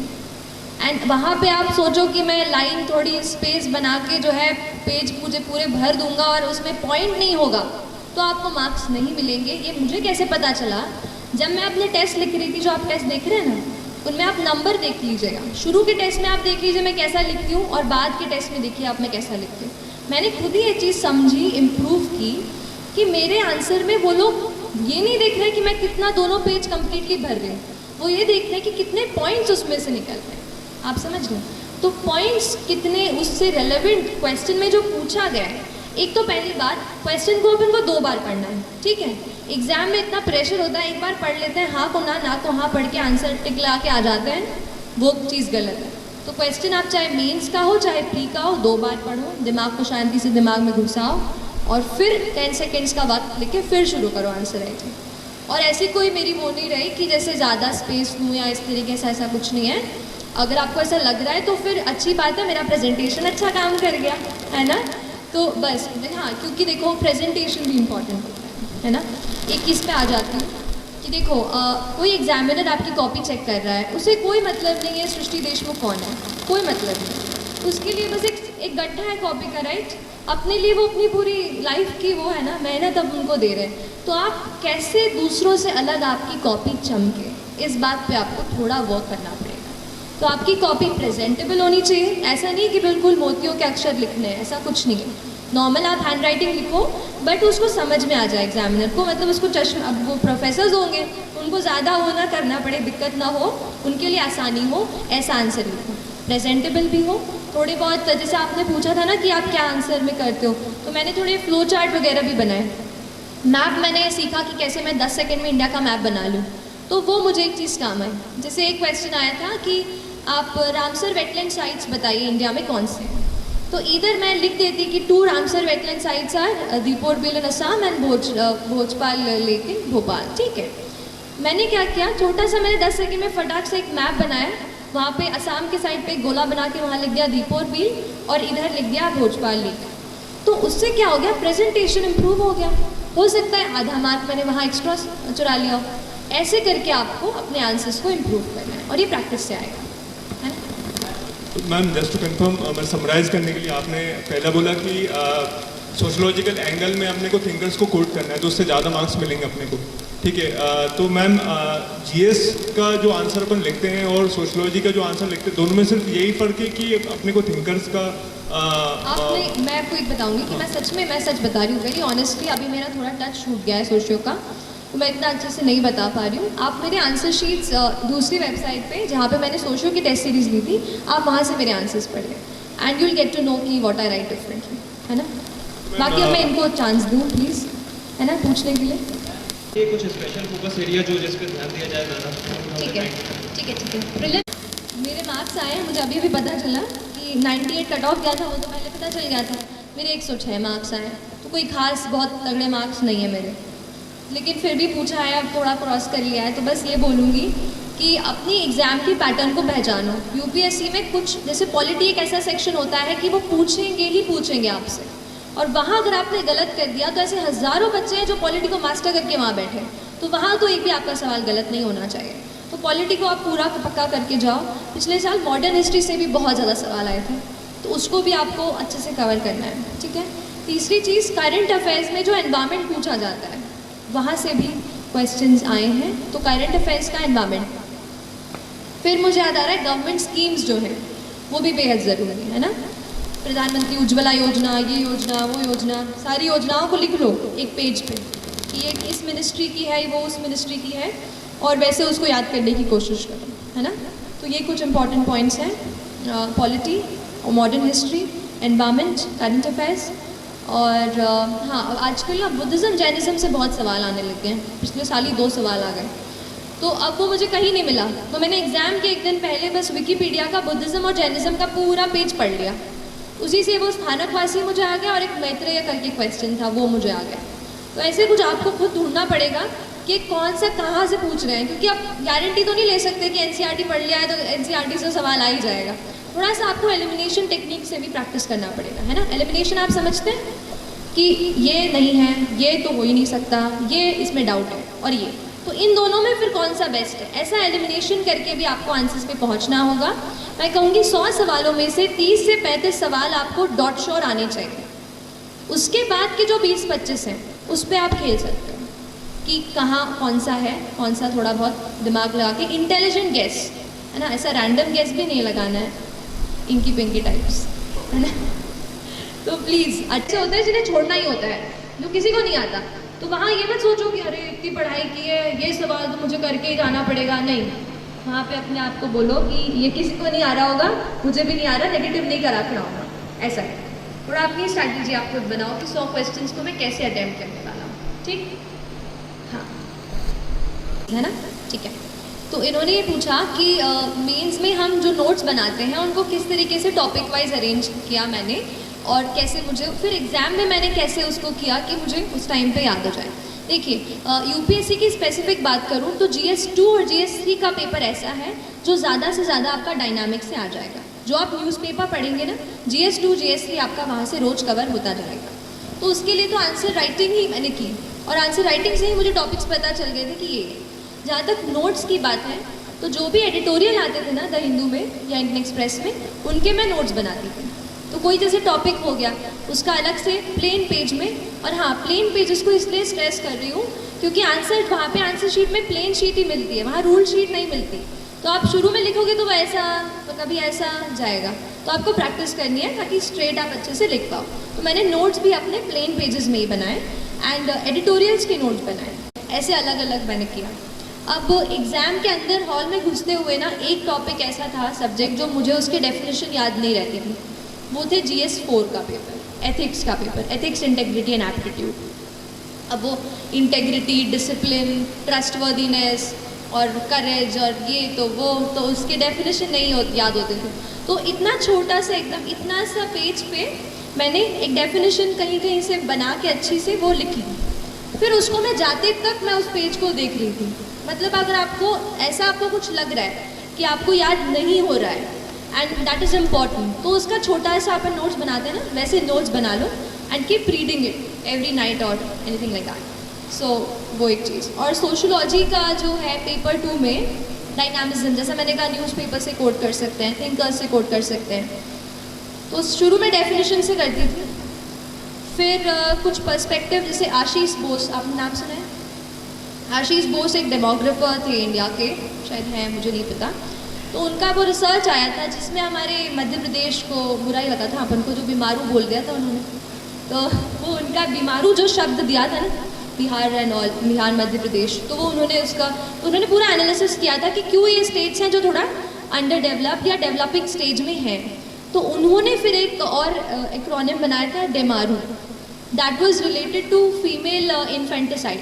तो उनके मैंने फिर रिसर्च स्टडीज़ या वो भी मैंने कोट किया आंसर्स में। तो अभी तो सोशोलॉजी पे मैं कुछ ऐसा सोच रही हूँ, कुछ ऐसा राइटअप या बुक लिस्ट बना करके मैं नेट पे ऐसा कुछ शेयर कर दूँगी, तो एक वहाँ से आप हेल्प ले लेना। बहुत जल्द मैं कोशिश कर रही हूँ कि सोशोलॉजी की जो भी चीज़ है, कहीं वेबसाइट या कहीं ब्लॉग ऐसे मैं आपसे शेयर करूँ, तो आप वहाँ से भी वो चीज़ देख सकते हो, है ना। और कोई क्वेश्चन? यहाँ पे रहें कि दिल्ली जाएँ? तो यहाँ पे जैसे लोकल मैथमेटिक्स में क्या सबसे अच्छा रहेगा? जैसे कई बार हम सेल्फ स्टडी करते हैं तो समझ में नहीं आता जो कर रहे हैं वो सही है या गलत है, तो उसके लिए डायरेक्शन कैसे देना है? यहाँ भोपाल में रहते हैं। ठीक है, आप बैठे। हाँ, तो शुरुआत तो मैंने फाउंडेशन कोर्स लिया था मैंने यहाँ पर, और उसके बाद 8 महीने का वो कोर्स करके, लेकिन मुझे ये लगा कि उसमें मुझे केवल डायरेक्शन मिली है, केवल बुक्स पता चली हैं, बस बाकी जो वैल्यू एडिशन था वो आपको खुद को करना है। तो इसमें आप ये जो मैंने वेबसाइट्स बताई ना, ये आपको पूरा हर दिन ट्रैक करती रहेंगी। हर दिन आपको डेली करंट अफेयर्स इस पे आएंगे, कहीं आपको इस पे एडिटोरियल के नोट्स आ जाएंगे, कहीं क्वेश्चंस वो डाल देंगे हर रोज़ 5 से 10। तो इस तरीके से आप इनसे जुड़े रहो। दूसरी चीज़, अगर आपको लग रहा है कि कोई टॉपिक आपका वीक है, तो आप ऑनलाइन क्लासेस दिल्ली से जो वेबकास्ट होती हैं उनको आप सब्सक्राइब कर सकते हो, है ना। तो स्पेसिफिक टॉपिक जैसे कोई ज्योग्राफी हो या इकोनॉमी में किसी को दिक्कत हो तो वो कर लो, उससे थोड़ा सा मोटिवेशन आपका बढ़ जाएगा। मतलब आप सोचोगे कि चलो यार ख़रीदा है तो फिर उसको देखना ही पड़ेगा, वो बात आ जाती है थोड़ी सी। तो आप वो कर सकते हो, वहाँ से टेस्ट या फिर क्लासेस आप ज्वाइन कर सकते हो, है ना। और कोई सवाल? हेलो, बोलिए। Firstly congratulations ma'am. Thank you so ma'am, much. मेरा सवाल ये है कि जैसे मैं अगर प्रिपरेशन स्टार्ट कर रहा हूँ तो मेरे को मैम ह्यूमैनिटीज़ के सब्जेक्ट मैंने कभी नहीं पढ़े, तो मैम थोड़ी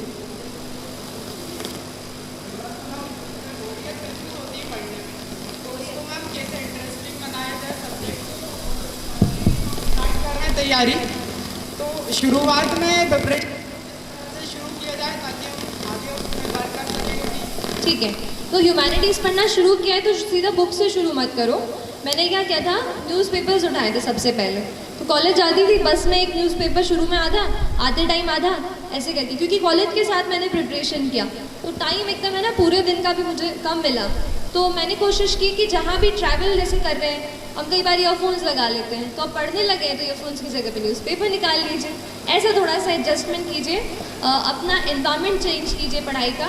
ह्यूमैनिटीज़ को स्पेसिफिक लेके जो क्वेश्चन है कि हाँ बोरियत आएगी, मैं भी हिस्ट्री पढ़ते पढ़ते सो जाती थी, और ज्योग्राफी तो आप पूछो ही मत कैसे मैंने पढ़ा है। तो ठीक है, तो ऐसा होगा आपके साथ भी, बट न्यूज़पेपर से शुरू करो, वो चीज़ें आपको इंटरेस्ट दिलाती हैं। ठीक है, जैसे कोई चीज़ आप पढ़ते हो कि ये जो है ना, आज जैसे आज कौन सा डे है बताइए आप मुझे। हाँ, आज वर्ल्ड हेरिटेज डे है, राइट। तो आज वर्ल्ड हेरिटेज डे पे आप यूनेस्को की वेबसाइट पे जाओ, या जो भी यूनाइटेड नेशंस इसको मना रहा है उसकी वेबसाइट पे आप चले जाओ। आज उनके उसमें आपको देखो कि अलग अलग फोटोग्राफ्स, बहुत सारी चीज़ें आपको मिलेंगी। सो you can learn the UNESCO world heritage sites आज ही। समझ रहे हो, अपने आप को आपको कहीं ना कहीं इंटरेस्ट डेवलप करना पड़ेगा। ज़रूरी नहीं है बिल्कुल कि बुक खोल के बैठे तो इसको ही कवर करना है। इंटरनेट से हेल्प लो, इंटरनेट बहुत मुझे भी हेल्प किया, बहुत ज़्यादा, उससे भी मैंने थोड़ी वैरायटी आ जाती है उससे। तो ऐसे अलग अलग सोर्सेज से पढ़ाई करो। और जैसे अगर हिस्ट्री बोरिंग लग रही है तो कभी उसके साथ कोई और ऐसा सब्जेक्ट का कॉम्बिनेशन बना लो जो आपको इंटरेस्टिंग लगता हो, है ना। तो अपने आप को रिवॉर्ड दो, कभी एक चॉकलेट खा लो रात को, पढ़ाई अच्छी कर ली हो तो। किसी को आइसक्रीम पसंद है वो खा लो।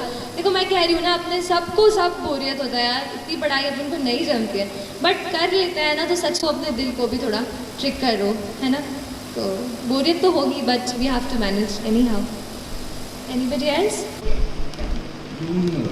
My question is, what you did in your last month before prelims, and why did you shift from Hindu to Indian Express, and how do I make balance among solving mocks, revising static, focusing on current affairs and CSET also efficiently in coming days? So that's my confusion, ma'am, actually in your question. True. बहुत important 40 days about. तो you know इतने time में आप कुछ test लगा चुके होंगे, तो उन टेस्ट को आप ये समझो कि वो नेचर ऑफ मिस्टेक जो आप कर रहे हैं वो क्या है। देखो गलतियाँ हम सब करते हैं, मेरे भी 90 मार्क्स ही आया करते थे ऐसे मॉक में इतने दिन पहले, 80, 90, 70, तो मुझे लगा ये 110 का आंकड़ा तो मैं पार नहीं कर पाऊँगी, ऐसा होगा। तो लेकिन आपको क्या करना है, आपकी जो मिस्टेक कहाँ हो रही है उसको आप पकड़ो। अच्छा मिस्टेक कैसे, नॉलेज का गैप है क्या, कहीं कोई चीज़ मैंने कि मुझे 3 में से 1 आ रहा है फिर भी मैं अटेम्प्ट कर रहा हूँ और वो नेगेटिव हो जा रहा है, वो पकड़ो। कभी कभार हम सिली मिस्टेक कर देते हैं, ए का बी का डी मार्क कर देते हैं, तो क्या ऐसी मिस्टेक है? अपने नेचर ऑफ मिस्टेक को एनालाइज करो। और अगर आपको ये लगता है, मेरे साथ ऐसा हुआ था कि मेरा नॉलेज का गैप सामने आ रहा था कि this thing I have not studied, तो उस टाइम पे फिर मैंने पेपर लगाना कम कर दिया और थोड़ा अपनी रीडिंग पे, स्टडिंग पे फिर से फोकस किया। ठीक है, तो आप स्टडिंग पे फिर से जाओ, जो आपका वीक एरिया है, जहाँ आपके क्वेश्चंस गलत हो रहे हैं, आप उसको फोकस करो। और क्या सवाल आपने इसके साथ पूछा था? हाँ ठीक है, न्यूज़पेपर नहीं, तो I just correct myself if you got me wrong. It was only after I had done my mains when I got an interview call, then I started reading one more newspaper. Otherwise, so the Hindu is only thing which you have to read for civil service. Otherwise, आप जो online articles आते हैं जैसे live mint, right, live mint पे काफ़ी articles आते हैं। PRS legislative research आपने सुना होगा, वहाँ पे आर्टिकल्स आते हैं, तो वो आप पढ़िए। इंटरव्यू में ये रहता है थोड़ा सा ओपिनियन आपको ज़्यादा पता होना चाहिए, क्योंकि एक ही ओपिनियन पढ़ेंगे तो उनके सामने मल्टी डिमेंशनल आंसर नहीं बता पाएंगे। इसलिए फिर मैंने आफ्टर इंटरव्यू कॉल फिर मैंने दूसरा पेपर उठाया। बाकी तो एक भी ख़त्म नहीं होता यार पूरा, दूसरा कैसे पढ़ेंगे, है ना। टेस्ट एंड यू फाउंड कि आपकी अभी गलती हो रही है, तो फिर आप स्टडी पे जाओ ना, है ना। बाकी एनीवेज कमिंग टू, जैसे लास्ट मैं कहूँगी 15-20 डेज में आप 1 वॉक पर डे ऐसा करके, और थोड़ा उसी टाइम में, जैसे पेपर कब है, एडमिट कार्ड आ जाएगा तो पेपर का टाइम पता चल जाएगा, राइट, 9 से 11 है क्या है, तो उसी टाइम में बैठ करके यहाँ पे बॉटल रखी, यहाँ पे वॉच रखी, वैसे ही टाइम में अपने आप को बैठ के प्रैक्टिस करवाओ। ठीक है, क्योंकि गर्मी बहुत होने वाली है 2 जून को, तो अपने आप को उस एनवायरनमेंट में भी ढालना बहुत ज़रूरी है। तो इस प्रकार से कर सकते हो, कभी 1 वॉक पर डे, नहीं तो 50 क्वेश्चंस पर डे, या तो मिक्स लगा लिया कभी, या कभी लग रहा है कि आज मुझे एनवायरनमेंट का रिवीजन करना है तो एनवायरनमेंट के 50 सवाल लगा लिए, ऐसा। It depends totally on you कि आपकी नीड क्या है, आपको नीड पहले अपनी खुद की पहचाननी है ना। और कोई सवाल? और एक ही बार दिए हैं, बट जर्नी से मुझे ये लगा when I was into the process of preparation कि यूपीएससी आपको कोई बायस नहीं रखता है। देखिए, आप समझने की कोशिश कीजिए, पीटी आया, पीटी गया, पीएमटी आया, पीएमटी गया, पर यूपीएससी की जो ऑथेंटिसिटी है, जो उसकी क्रेडिबिलिटी है, वो आज तक मेंटेन है। आज तक जो बच्चे उसमें से सिलेक्ट होते हैं वो आज IAS officers, IPS, all India service, IRS में जाके सर्व कर रहे हैं। तो उस एग्जामिनेशन और उस इंस्टीट्यूशन की जो क्रेडिबिलिटी है वो बेहद हाई है, और वो इसलिए क्योंकि वो कोई बायस नहीं रखते हैं कि हिंदी माध्यम का बच्चा है या तेलुगु माध्यम में लिख रहा है तो उसको हम नहीं वो करेंगे। तो मुझे नहीं लगता कि उस इंस्टीट्यूशन में कोई बायस है। अगर कोई कमी आ रही है जो मुझे लग रहा है, जिसकी वजह से जैसे हम देखते हैं कि हिंदी माध्यम में जो छात्र दे रहे हैं उनका अगर रेशियो कम है, तो मेरे पर्सनल ओपिनियन में शायद जो है ना मटेरियल का दिक्कत आ रहा है। आजकल इंग्लिश में इंटरनेट पे वेबसाइट्स हैं, सब इंग्लिश में रहती है, तो उनसे, जैसे मैं इंग्लिश मीडियम से थी तो मैं कोई भी वेबसाइट पे जो भी मटेरियल हो उसको मैं एक्सेस कर पा रही थी। पर शायद अगर कोई हिंदी माध्यम का छात्र है उसके लिए शायद मटेरियल की दिक्कत आ रही है। लेकिन मेरे ज्ञान में आया है कि कुछ कोचिंग्स ऐसी हैं या कुछ जैसे वेबसाइट्स हैं जो हिंदी में ही मटेरियल प्रोवाइड करते हैं। तो अगर आपका माध्यम हिंदी हो तो ये मन में बिल्कुल ना सोचिए कि यूपीएससी आपसे भेदभाव करेगा या उससे आपको कम मार्क्स देंगे। अगर आप में काबिलियत है, आप सही तरीके के आंसर्स लिखते हैं, जो पूछा है वो आप बताते हैं, तो आपको ज़रूर मार्क्स मिलेंगे, है ना। और कोई सवाल? Thank you so much. Ma'am, मेरा क्वेश्चन ये है कि जब आंसर राइटिंग करते हैं मेंस के लिए तो बहुत लेंथी हो जाता है, और कभी कभी स्पीड भी मेंटेन नहीं हो पाती, और स्पीड होती है तो क्वालिटी मेंटेन नहीं हो पाती है, और बहुत प्रैक्टिस करने के बाद भी नहीं हो पाता है पूरे पेपर सॉल्व। ठीक है, अगर प्रैक्टिस करने के बाद एनालिसिस पे ज़्यादा टाइम दो अपने आंसर पे।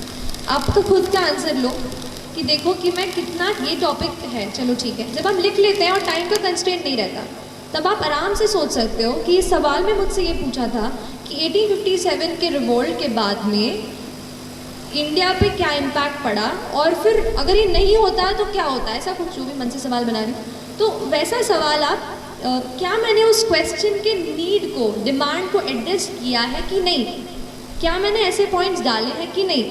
तो भले ही आप सवाल लिखने, आंसर लिखने में आप 15 मिनट दे रहे हो, तो आंसर के एनालिसिस में आप भले ही 45 मिनट्स दो, पर analyse the question thoroughly whether or not I am able to address the demand of the question जो पूछा गया है। ठीक है, एनालिसिस करके आप समझ जाओगे कि यहाँ क्वालिटी की दिक्कत है।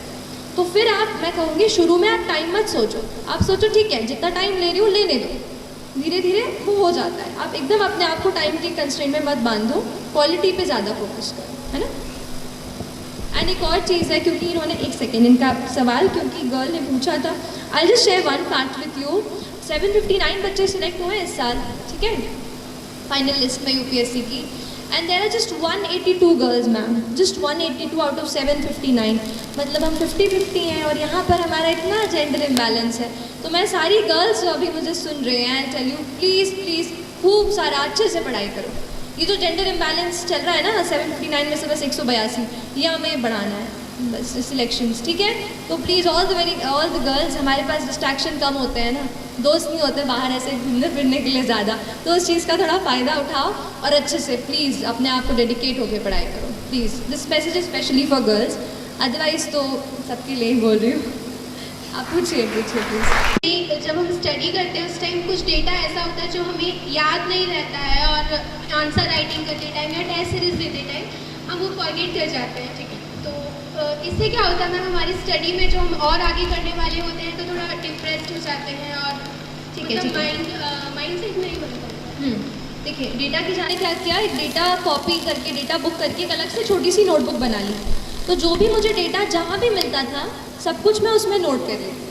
जब एक चीज़ एक जगह पे एक वो सारी कैटेगरी की चीज़ एक साथ आ जाती है ना, तो याद करना आसान हो जाता है। तो जो भी कहीं आप डेटा पढ़ रहे हो उसको आप अलग से लिख लो, और जब आप नया डेटा उसमें ऐड करोगे तो पुराना वाला देख लो कि पहले मैंने क्या लिखा था। ऐसे ही करके रोज़ रोज़ जब आप उसमें भरते जाओगे उसको, तो पुराना भी देखते चलो, ऐसे रिवाइज करते चलो, है ना। अपने दिमाग को हमें ट्रेन करना है, उससे सारे कचरा जो है ना वो निकालना है, और काम की चीज़ हमें उसमें डालनी है जो हमें वहाँ पे 2 या 3 घंटे में याद आनी चाहिए, ठीक है।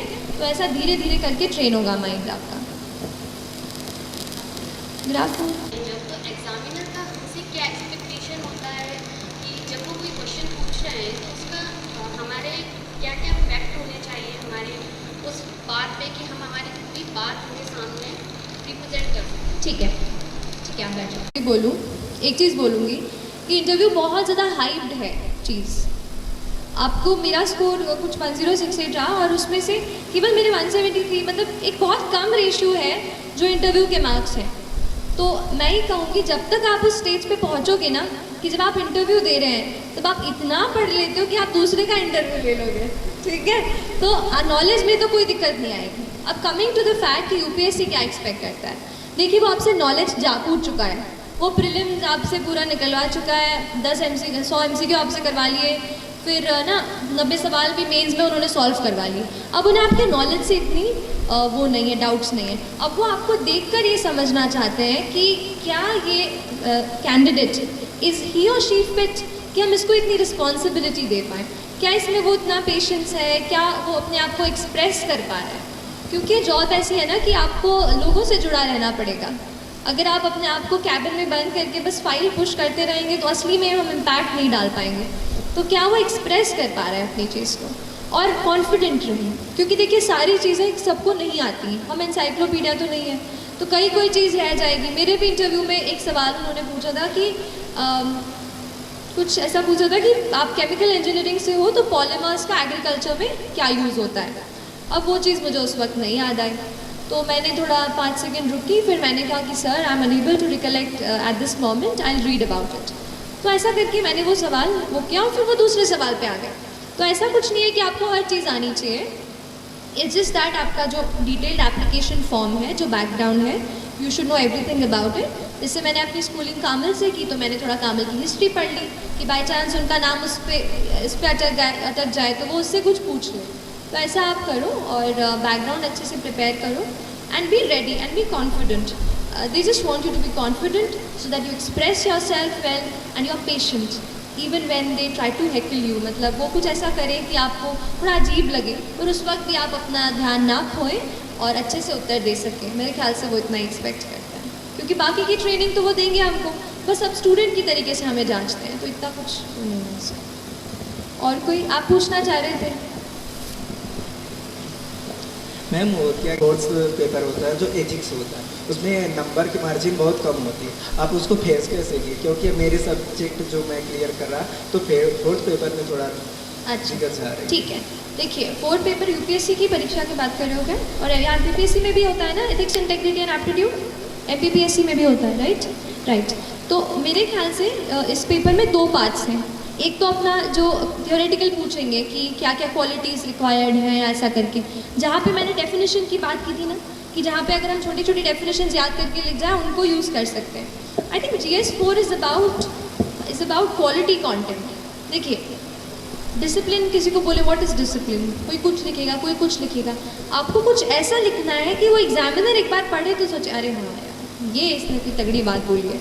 और कुछ एग्जाम्पल लगाइए आप अपने रियल लाइफ के। जैसे एक एग्जाम्पल मैं थोड़ा सा अपने रियल लाइफ से करके गई थी कि ऑनेस्टी आप ऑनेस्ट कितना रहते हैं सिविल सर्वेंट।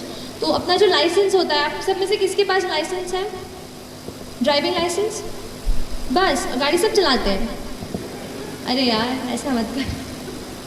तो लाइसेंस का ऐसा हुआ था कि वहाँ पे मैं गई और फिर कोई कह रहे थे जैसे रिलेटिव कि आप ये इनको पे कर दो एजेंट को और वो आपका लाइसेंस बनवा देगा। मैंने कहा नहीं, जो ऑफिशियल प्रोसीजर है उससे करेंगे। मुझे 5 दिन लग गए, 5 दिन मुझे ऑफिस के चक्कर काटने पड़े, बट एटलीस्ट मेरे मन में वो सेटिस्फैक्शन रहा कि मैंने ऑफिशियल प्रोसीजर से किया है और किसी एडिशनल इंसान को, मिडिल मैन को पैसा नहीं दिया है। तो एक वो चीज़, जैसे ये पर्सनल एक्सपीरियंस की बात होगी, तो कोई ऑनेस्टी पे कोई पूछ रहा है कि how will you be honest, तो आप कोट कर सकते हो कि ये मेरा पर्सनल एक्सपीरियंस है। ऐसा कहीं आपने कहीं एनेक्डोट पढ़ लिया, किसी की बात पढ़ ली कि कुछ, अभी मैं कहीं पढ़ रही थी मध्य प्रदेश में एक ऐसी कहीं जगह है, जगह की नाम नहीं याद आ रहा है, जहाँ पर लड़कियाँ मैकेनिक का काम सीख रही हैं। तो वहाँ पर जो है बहुत अचंभा हो रहा है, बहुत सारी लड़कियां जो और बाहर जैसे काम के लिए नहीं जा पा रही हैं, वो गांव में ही अपने वहीं पे जिला में ही जो भी गाड़ियां आती हैं उनको रिपेयर कर देती हैं। तो कितनी यूनिक बात है ये। तो विमेन एम्पावरमेंट की कोई बात चल रही हो एथिक्स के पेपर में, तो ऐसा कोई एग्जाम्पल आप कोट कर सकते हो। तो एक ये चीज़ आप डेफिनेशंस, और दूसरी चीज़ जो केस स्टडीज़ की आती है ना, हमें सिचुएशन दे दी जाती है कि you are in this situation, now what will you do. तो इसकी प्रैक्टिस आप करो। उस एक बुक आई थी एथिक्स इंटेग्रिटी एंड एप्टीट्यूड की, जिसमें केस स्टडीज़ ही दी थी बस। तो वो बुक मैंने ली थी, उन केस स्टडीज़ को मैंने अच्छे से पढ़ा और फिर मैंने अपना पर्सपेक्टिव सोचा कि मैं अगर उस पोजीशन में हूँ तो एक एथिकल इंटीग्रल मतलब ऐसा ऑफिसर मैं क्या सोचूंगी उस वक्त, वो घर पे आपको प्रैक्टिस करनी है। और एथिक्स का जनरली पेपर लंबा होता है, तो उसका राइटिंग की स्पीड आपको ध्यान रखनी पड़ेगी। तो ये 2-3 चीज़ें हैं ना आपको। और कोई Any more questions here? It's taking too much long and thanks to जो मैम इंग्लिश मीडियम के लिए जो है रिसोर्सेज बहुत ज़्यादा है, तो हिंदी मीडियम वाले बच्चों के लिए रिसोर्सेज कम है। yes. तो मैम जो हम आंसर राइटिंग करते हैं तो हम हमारी कॉपी कैसे चेक करें? देखिए मैं ऐसे चीज़ों के कांटेक्ट में नहीं आई हूँ जो हिंदी मीडियम वाले उसको करते हैं, लेकिन मुझे ऐसा लगता है कि लास्ट 5 को रिजल्ट आया था, आज 18 तारीख। ऐसे बहुत सारे लोगों से मैं मिली हूँ जो इस इंडस्ट्री में काम कर रहे हैं एज ए टीचर या एज एन एस्पिरेंट। तो मैं उनके साथ कोशिश करूँगी कि मेरे से जितना हो पाए ये चीज़ बढ़े, क्योंकि ये मैं समझती हूँ कि हिंदी मीडियम के लिए थोड़ा सा मटेरियल का प्रॉब्लम हो रहा है। तो देखते हैं, बट आपसे ये कहूँगी थोड़ा सा मेहनत आपको थोड़ी ज़्यादा करनी पड़ेगी। आप थोड़ा नोट्स आप खुद अपने बनाओ और कुछ किताबें हैं उनको जो हिंदी में दी हैं उनको पढ़ो, या कोई इंग्लिश में पढ़ के इजी इंग्लिश जैसे थोड़ा बहुत तो आप समझ सकते हैं ना, तो उसको आप अपने आप पढ़ाते हैं। और जो हिंदी टेस्ट सीरीज़ लगाते हैं देते हैं है ना, जो आपके आंसर्स चेक करके आपको दें, ऐसे कुछ मैं समझती हूँ। क्योंकि मध्य प्रदेश में हम हैं और काफ़ी हिंदी माध्यम के बच्चे हैं, तो आप ऐसे किसी टीचर्स से जुड़िए।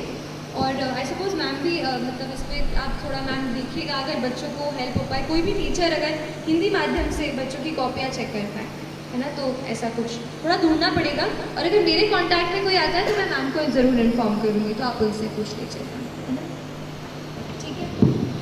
तो ख़त्म। मैं एक चीज़ मैं कल परसों एक यूट्यूब वीडियो देखी तो वो मैं आपके साथ शेयर करना चाहूँगी।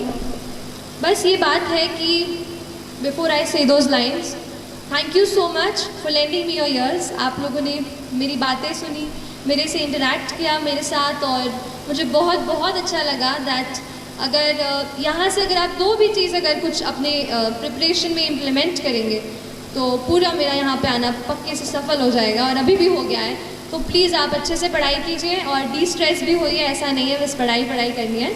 थोड़ा सा आप अपने दोस्तों के साथ मूवी भी देखिए, कभी फ़न टाइम भी इंजॉय कीजिए। लेकिन अगर आपने फोकस बनाया है, अगर you have decided that this is something that you have to do in your life, so I tell you there is nothing more powerful in this universe than a human being with a purpose. You know, if हम एक human being हैं, we are a ball of energy. अगर हम ये decide कर लें that we have a purpose in mind, then nobody can stop us. Believe in this thought.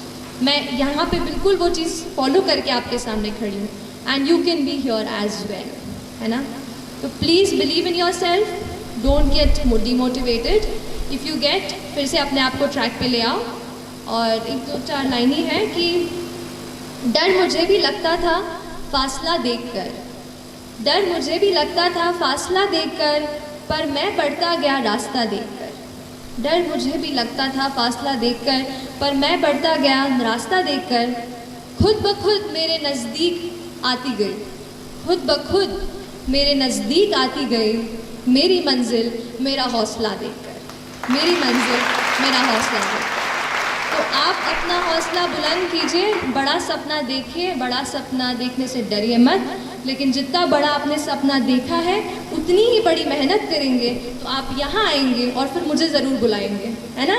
चलिए, thank you so much for your time and I will take care. कैसा महसूस कर रहे हैं आप सब? एक इस प्रोग्राम को थोड़ा हम अलग बनाने की कोशिश करें, क्योंकि हर कोई आता है, लेक्चर देता है, संघर्ष कर लेना, मेहनत कर लेना, वो तो सबको पता है. आप यूट्यूब भी देखते हो, यहाँ दिन भर बैठकर 12 घंटे पढ़ते भी है, कुछ रात को 11 बजे यहाँ से भगाने पर भी नहीं भागते. लेकिन इस प्रोग्राम में हम ये चाहते थे कि आपको जो प्रॉब्लम आ रही है वो डायरेक्टली आप पूछो, जो भी हो. आपने पूछा भी, बहुत अच्छा लगा हमें. आपका सृष्टि देशमुख जी, आपका बहुत बहुत धन्यवाद करते हो कि पहली बार ऐसा प्रोग्राम हुआ है कि इतने सारे सवाल का जवाब यहाँ पूछा गया और आपने सभी का जवाब, ऐसा कोई भी नहीं बचा है. तो मैं औपचारिक रूप से एक क्वेश्चन था, कुछ पूछ रहे थे, हमें फ़ोटो लेना था. तो आप फ़ोटो के लिए घबराएं मत, हम वीडियो शूट हो रहा है. इस पूरे प्रोग्राम की वीडियो भी हमारे फेसबुक ग्रुप पर आपको मिल जाएगी, उसकी लिंक मिल जाएगी. आप फ़ोटो चाहते हैं तो आपका एक प्रूफ फ़ोटो आप सबका करवाई जाएंगे. लेकिन उससे पहले मैं डॉक्टर वंदना शर्मा मैम को बुलाना चाहूँगा कि औपचारिक रूप से वो धन्यवाद दें. रूप से यहाँ औपचारिकता कहीं रही नहीं है. ऐसा लग रहा है सृष्टि हमारे साथ रही है हमेशा. और अब सृष्टि के ये सेशन के बाद मुझे देश के जो दूसरे बच्चे यूपीएससी में एग्ज़ाम दे रहे हैं उनके लिए ज़्यादा शुभकामनाएं देना पड़ेंगी, ऐसा लग रहा है. क्योंकि यहीं के बच्चे अगर सब सिलेक्ट हो गए तो उन लोगों को शुभकामनाएं देना ही हमारी ड्यूटी बनती है कि हम उन लोगों को भी शुभकामनाएं दें. और सृष्टि यहाँ आई, अपना महत्वपूर्ण समय दिया, और आप लोगों के लिए इतना सोचा उन्होंने कि जैसे ही मैंने उनसे रिक्वेस्ट किया कि भाई हमारे बच्चे आपसे मिलना चाहेंगे और उन्हें मार्गदर्शन मिलेगा, तो सृष्टि बहुत सहजता से तैयार हुई. तो इनके आने की, इनकी सहमति के साथ ही मुझे हरिवंश राय बच्चन की एक पंक्ति याद आई कि अनगिनत राही गए इस राह से उनका पता क्या, पर कुछ गए छोड़ पैरों की निशानी. यह निशानी मूक होकर भी बहुत कुछ बोलती है, खोल इसका अर्थ पंथी पंथ का अनुमान कर ले. तो आपने अपने पंथ का अनुमान थोड़ा लगा लिया होगा. और इस सेशन के बाद आप एक दो बहुत ही महत्वपूर्ण बात मैं यहाँ बताना चाह रही हूँ कि बहुत सारे बच्चे तैयारी करते हैं यूपीएससी की, और वो जो प्रिस्क्राइब बुक्स हैं उनसे पढ़ते हैं, केवल उन्हीं को पढ़ते हैं, अच्छी तैयारी करते हैं. उन्हें बता दिया जाता है कि ये बुक इससे पढ़ो, ये बहुत अच्छी बुक्स है, इसमें बहुत अच्छे पॉइंट्स हैं. लेकिन क्या होता है कि उत्तर सब लोग लिखते हैं, सबके सही उत्तर होते हैं, लेकिन सबका सिलेक्शन नहीं हो पाता, क्योंकि सिलेक्शन उन्हीं का होता है जो थोड़ा सा हट करके लिखता है. और हट करके वो इसलिए लिखता है कि जैसे सबसे पहले सृष्टि ने एक बात कही थी, और मुझे वहीं से सृष्टि की सफलता का अंदाज हो गया. उन्होंने ये कहा था कि यदि आप यूपीएससी देना चाहते हैं, इसलिए कि एक प्रेस्टिजियस जॉब है, ये सम्मान है, अधिकार है, यश है, धन है, सब कुछ है.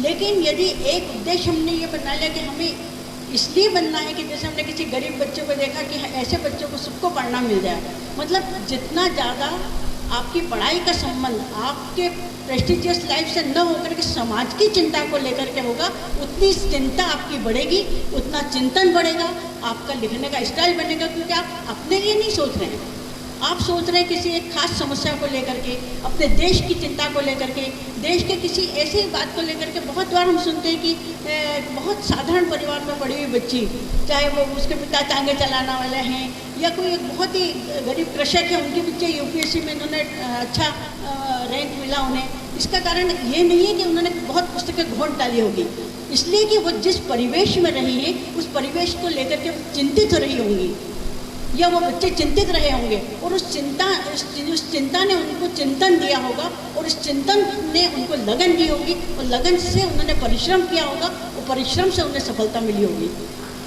तो हम अपने लिए न करें, केवल ये ध्यान दें कि हमें यूपीएससी क्लियर इसलिए करना है कि हम बड़े अधिकारी बनेंगे, तो ऐसा सोच करके बहुत बच्चे एग्ज़ाम देते हैं। लेकिन सफलता उन बच्चों को मिलती है जो अपने साथ साथ एक चिंता को लेकर के चलते, एक चिंतन को लेकर के चलते, एक समाज से जुड़े हुए होने का, समाज से कोई कुछ देने के भाव को लेकर के जो लोग जुड़ते हैं, उनकी सफलता निश्चित है, तय है। क्योंकि वो जब लिखते हैं तो उनके लेखन में जरूर दूसरे बच्चों से अंतर होता होगा और उनका लेखन उनसे दूसरों से श्रेष्ठ रहा होगा। तो इस बात को भी आप ध्यान में रखिए। आप सबकी सफलता बिल्कुल आपके इरादों पर टिकी हुई है। जैसे दुष्यंत कुमार की पंक्ति है ना कि यह पहाड़ी पाँव क्या चढ़ते, इरादों ने चढ़िए, कल दरीचे ही बनेंगे द्वार, अब तो पथ यही है। तो एक ही पथ बनाएं, आपके दरीचे दरवाजे बन जाएंगे, आपको सफलता निश्चित मिलेगी। बस ये है कि जो कुछ आपने आज सीखा समझा उसे ग्रहण करें, उसे अपने रोज़मर्रा के अपने जो तैयारी है उसमें लेकर के आएँ। और मैं आप सबकी सफलता की शुभकामनाएं देती हूँ और सृष्टि को बहुत बहुत धन्यवाद देती हूँ कि इतने अच्छा सेशन उनका रहा और बच्चे न केवल मोटिवेट हुए, उन्हें बहुत सारी उनकी समस्याएं जो उनके अंदर उनको पूछती होगी, उनको जिज्ञासाएँ उनकी शांत हुई। इसके लिए मैं आपका बहुत आभारी हूँ, धन्यवाद देती हूँ।